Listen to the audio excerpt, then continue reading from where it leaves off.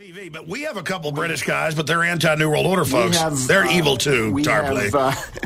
We have this guy Piers Morgan today, Piers Morgan on CNN, who's saying, wasn't this a great day for the monarchy? Hasn't the monarchy bounced back from all those troubles with Diana? No, you're seeing the power of this house. When you look at Al Jazeera, this is a complete British channel, right? They're all the experts. Sir David Frost? All of them British intelligence experts from Oxford or Cambridge or Exeter or Reading or all these other universities. What you're creating for the American people is this idea that Americans don't know anything about the world. You have to get a British expert to come and tell you about the world, and that's going to be Amanpour or Piers Morgan or other voices that are now really literally everywhere. There's a tremendous proliferation of this in the news business, and I think that's a really ominous tendency, because it used to be that an American reporter might have a different view, more egalitarian, less sympathetic to colonialism, less sympathetic to imperialism. No, on average, British reporters are very lapdog to police, state, and authority, anti-gun, knock-kneed, groveling at the feet of power. Something like this. And anyway, their worldview, since Britain, unfortunately, right now, it's an imperial conditioned group. The West is dying just like Japan. And sorry, go ahead.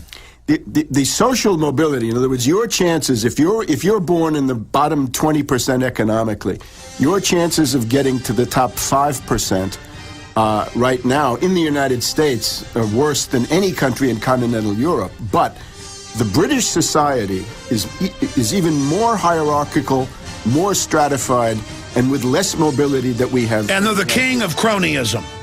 So Britain is a completely oligarchical, hierarchical society. And it's being held up as the model of everything, though it is 1984 control. We'll be back with the birth certificate. Stay with us. Bunch of inbred scum. And they sell the British people that you are British because of this house. This is your identity.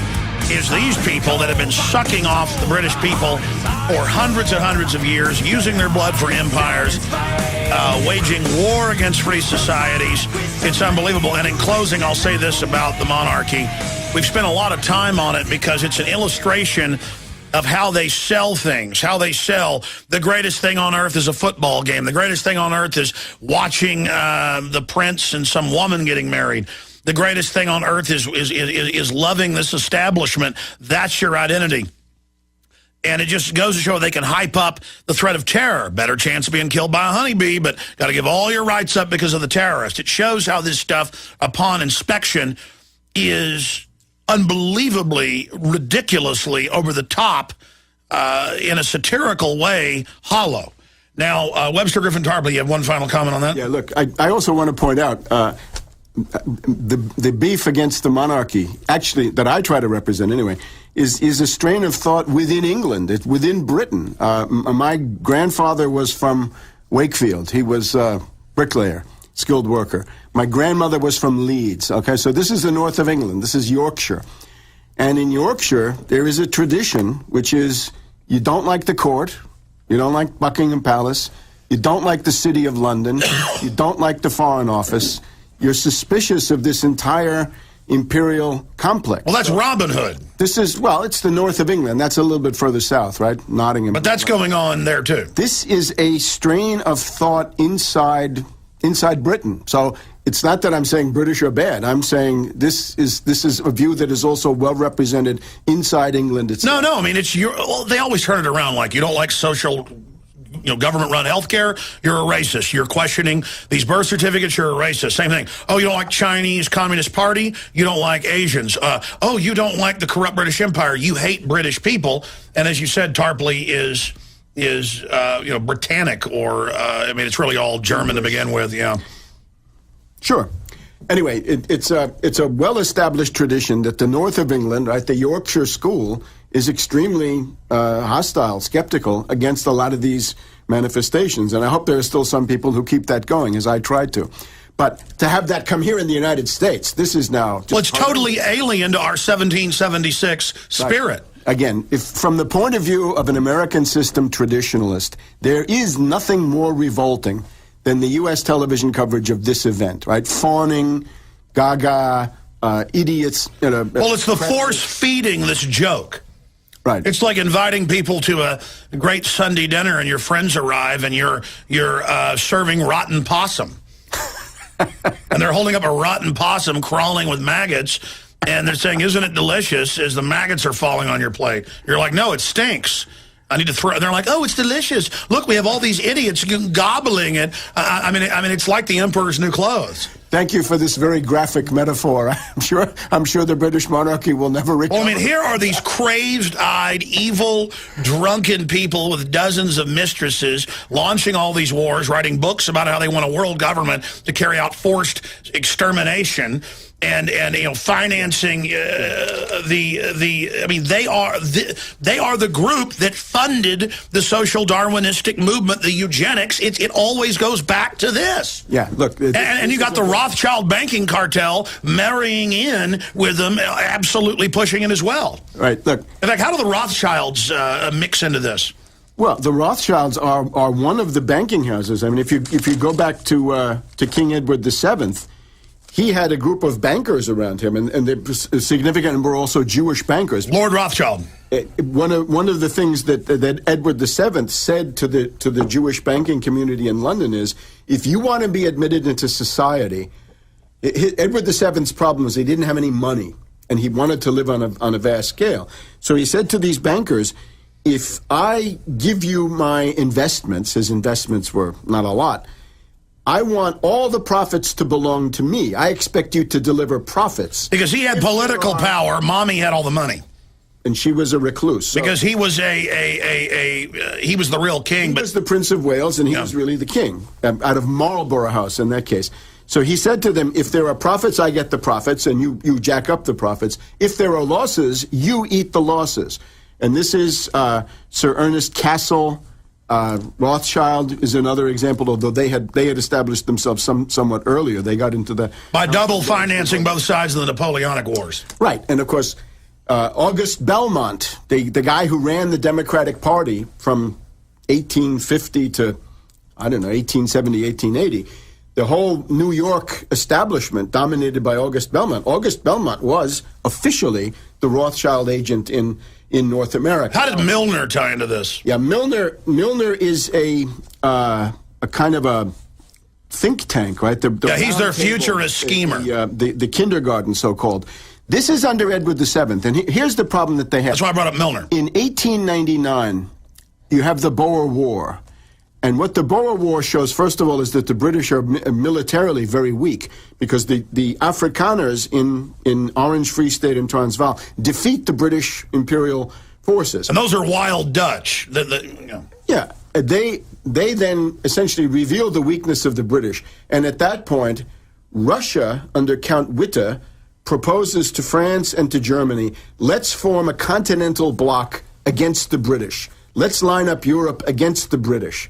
And unfortunately, it didn't work. It didn't work because the German emperor, Kaiser Wilhelm, Emperor William II, the Kaiser, was so stupid and was so much of an Anglophile and was so incapable of making strategic decisions that he did not accept this golden opportunity to really prevent World War I by having a continental bloc, Russia, Germany, France, of peaceful economic development and freeze the British out. And therefore, the shock that sent, the 1899, 1900, 1901 isolation of the British, is what then gave the impulse to Milner and Cecil Rhodes and people like this to come up with these round tables to begin a whole new strategy. And that's what then leads, with King Edward leading the charge, to the Triple Entente, the British-French Entente of 1903, and then the really big one is the British-Russian one of 1907-1908, which was considered impossible because the big conflict had been between Russia and the English. But Edward VII was able to paper over all this stuff, and then shortly after he died, that exploded into World War I. Yeah, they went more into a covert roundtable. CFR is set up around that time in New York. It was pointed out then in the New York papers that weren't controlled by him that why is everything British, British, British? It was the affected style to speak in an Atlantic fake British accent. Good question. And this is that's the thirst in the how. I love you. one of the puppets of Edward VII was Theodore Roosevelt. And Theodore Roosevelt was a guy who had, had this identity crisis going, and he wanted to solve this by asserting that he was a member of the Anglo-Saxon master race. So Edward VII would write him letters saying, "Dear President Roosevelt, you and I are the leaders of the two branches of the Anglo-Saxon race. I represent the monarchical one and you represent the democratic one, but we have to work together." And Theodore Roosevelt would go gaga, right? He would say, "Oh my God, the king is treating me like an equal. I've got to do what he says," right? So this essentially the U.S.-British special relationship, if you like. And this was sold by the Boer War propagandist, Winston Churchill, who then wrote these books that were pumped out, a whole bunch of volumes. I've read several of them, dealing with the history of the English peoples. And English-speaking peoples, yes, the Anglo-Saxon master race. Now, Winston Churchill, where does he come in? Randolph Churchill is his father.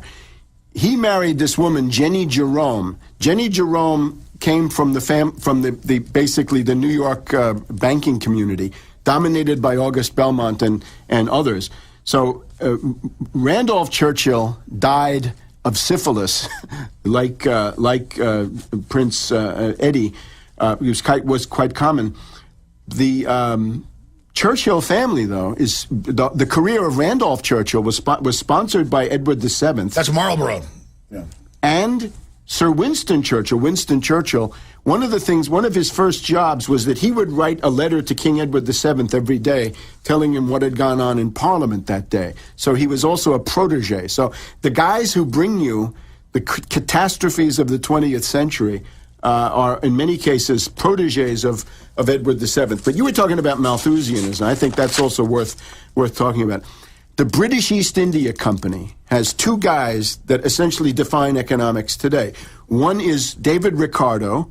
He's the head of the British East India Company, practically, and he's the source of monetarism, right? Of Milton Friedman, Chicago School, stuff like this. However, they also have a training academy for their executives. It's called Haileybury, and here we have Malthus, Thomas Malthus. He copies things from Venetians. He copies from a guy called Ortes of Venice. But this whole idea that there are too many people, that science and technology can't make a difference. And that's copied from Plato. No.